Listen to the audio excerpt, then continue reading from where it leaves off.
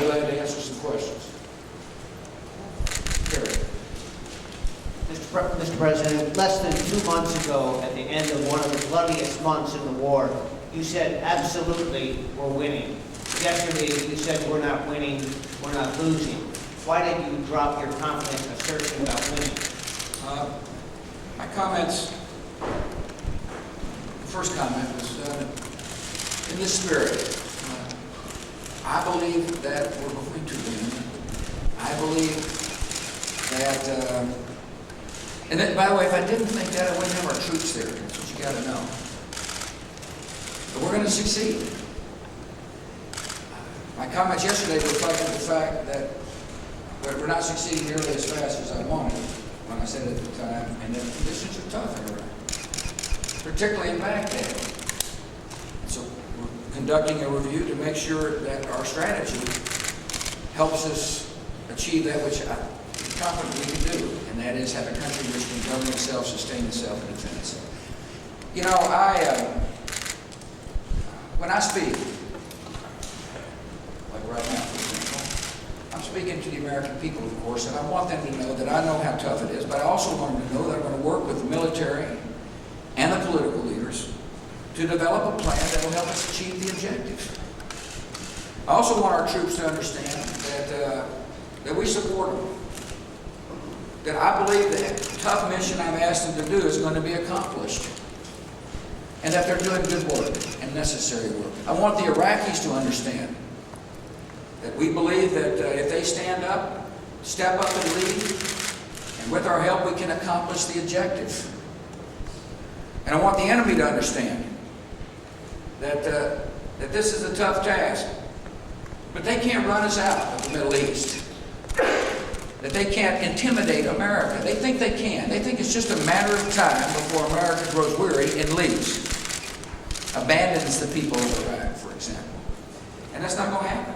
What is going to happen is we're going to develop a strategy that helps the Iraqis achieve the objective that the 12 million people want them to achieve, which is a government, a country that can sustain itself, govern itself, defend itself. A free country that will serve as an ally in this war against extremists and radicals.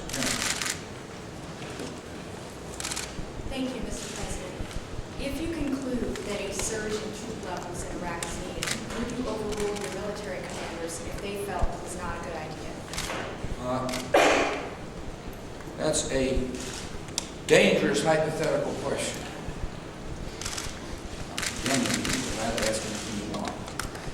Let me wait and gather all the recommendations from Bob Gates, from our military, from diplomats on the ground, the Iraqis' point of view, and then I'll report back to you as to whether or not I support a surge or not. Nice try. The opinion of my commanders is very important. They are bright, capable, smart people whose opinion matters to me a lot.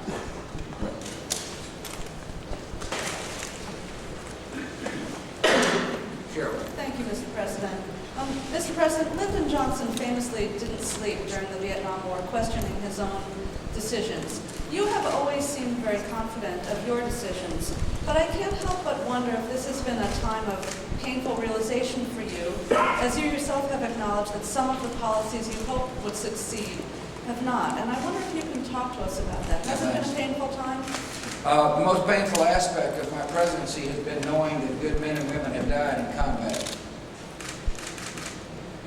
I read about it every night. And my heart breaks for a mother or father, or husband and wife, or son and daughter. It just does. So when you ask about pain, that's pain. I reach out to a lot of the families. I spend time with them. I am always inspired by their spirit. Most people have asked me to do one thing, and that is to make sure that their child didn't die in vain, and I agree with that. That the sacrifice has been worth it.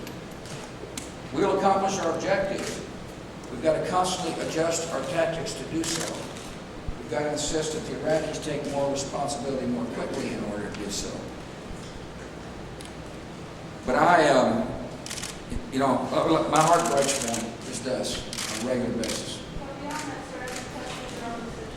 No, I haven't questioned whether or not it was right to take Saddam Hussein out, nor have I questioned the necessity for the American people. I mean, I question it, I've come to the conclusion it's the right decision. But I also know it's the right decision for America to stay engaged and to take the lead and to deal with these radicals and extremists and to help support young democracies. It's a calling of our time, Cheryl, and I firmly believe it is necessary. And I believe the next president, whoever the person is, will have the same charge, the same obligations to deal with terrorists so they don't hurt us, and to help young democracies survive the threats of radicalism and extremism. It's in our nation's interest to do so. But the most painful aspect of the presidency is the fact that I know my decisions have caused young men and women to lose their lives.